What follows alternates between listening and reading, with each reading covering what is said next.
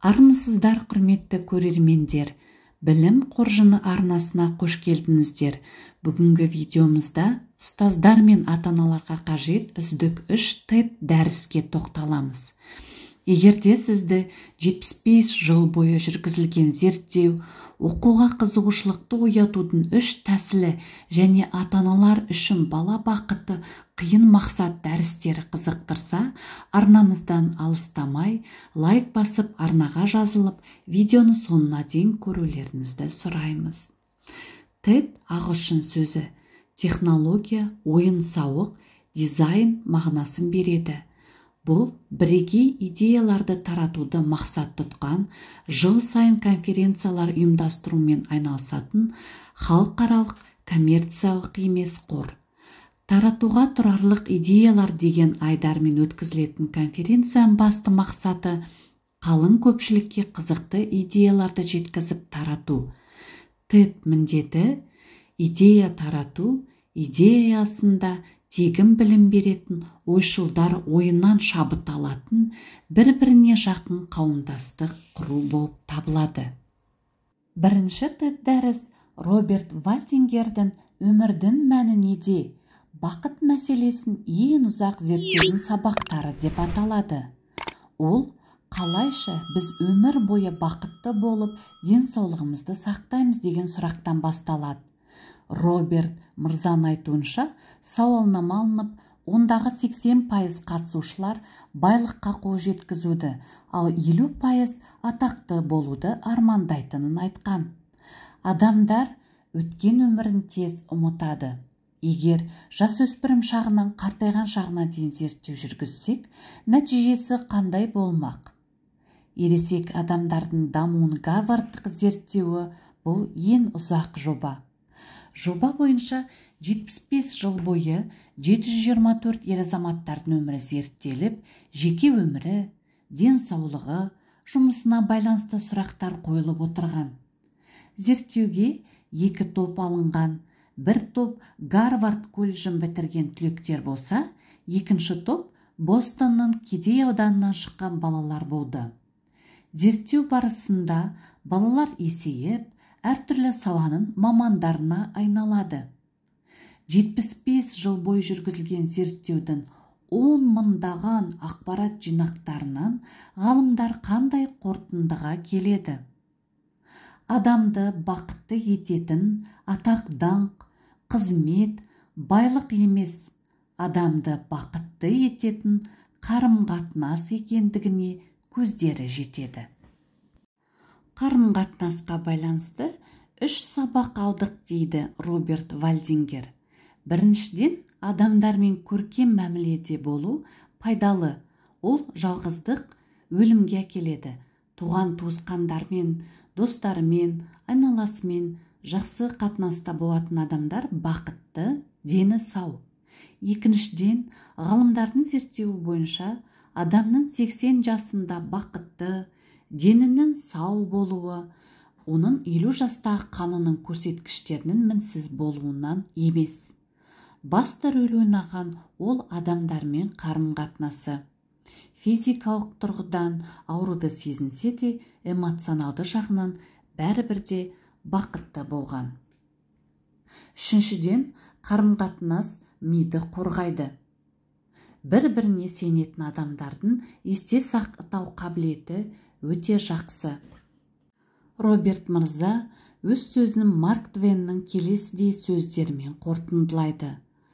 Ұрсуға, кешірім сұрауға уақыт жоқ, уақыт тек сүюге ғана бар.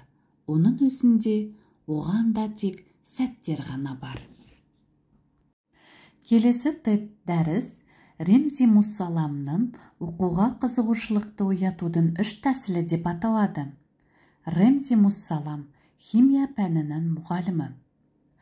Оның ойынша, сұрақтар мен қызығушылық оқушыларды мұғалімге магнит секілді тартады. Және олар кез келген әдіс тәсілдер мен білім саласындағы жаңартуларды жолда қалдырады. Егер біз әдіс тәсілдерді оқушылардың қызығушылығынан жоғары қойсақ, біз өз-өзімізді тонаймыз. Керемет мұғалімдік құрал оқушылардың сұрақтарынан айырыламыз деп есептейді Рэмзи мырза. Айталық, дәрісті телефоннан көруге болатындай жағдай жасасақ, уақыт үнемдейміз, бірақ ұзақ дәрістен гөрі оқушыларымыздың сұрақ қоюына жағдай жасау маңыздырақ.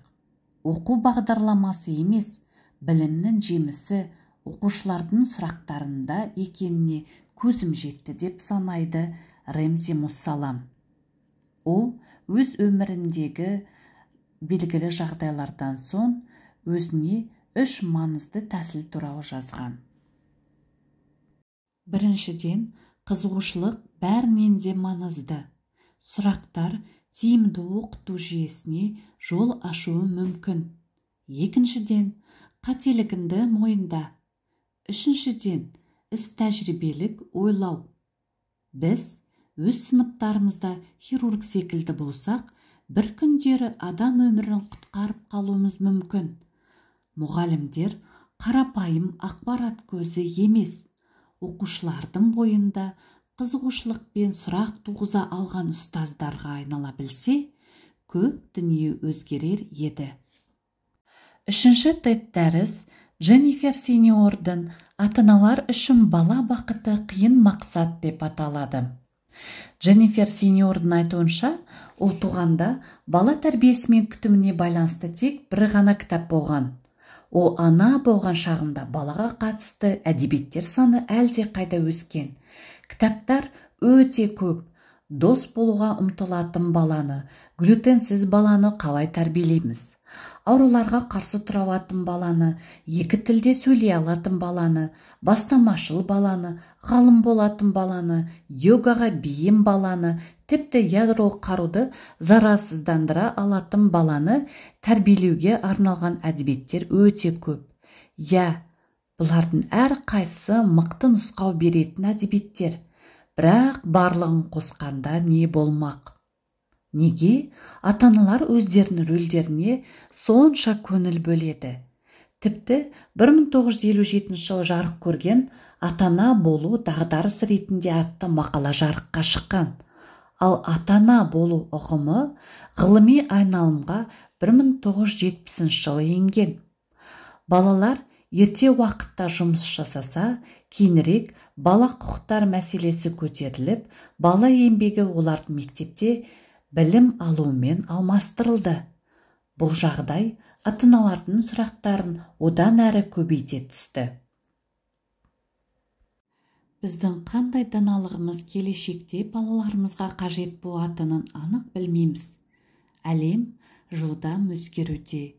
Біз балаларымызды әр қырынан дамыта отырып, келешекте үйренген дүниелерін біреу болсын өміріне қажет болып қалар деген үмітіміз бар.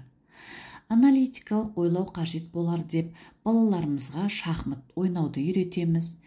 Ұжымда тіл табысып үйренсін деп командалық ойындарға береміз.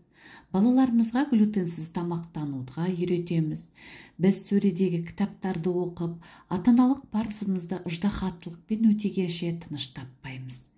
Әйтсе де, кез келген ата-ана баласының бақытты болғанын қалайды. Бақыт ұғымы кем болғандықтан бұл мақсатқа жету өте қиын. Балалардың бойында рухани құндылықтарды сіңіруге, шығармашылыққа, әдепті болуға, еңбекте тәртіпке, махаббатқа бейімдеу бағзы заманнан келе жатқан бала тәрбиесінің басты ұстанымдары болар. Және ол келешекте де өзектілігін жоймайды деп Дженнифер Сеньор сөзін қорытындылайды.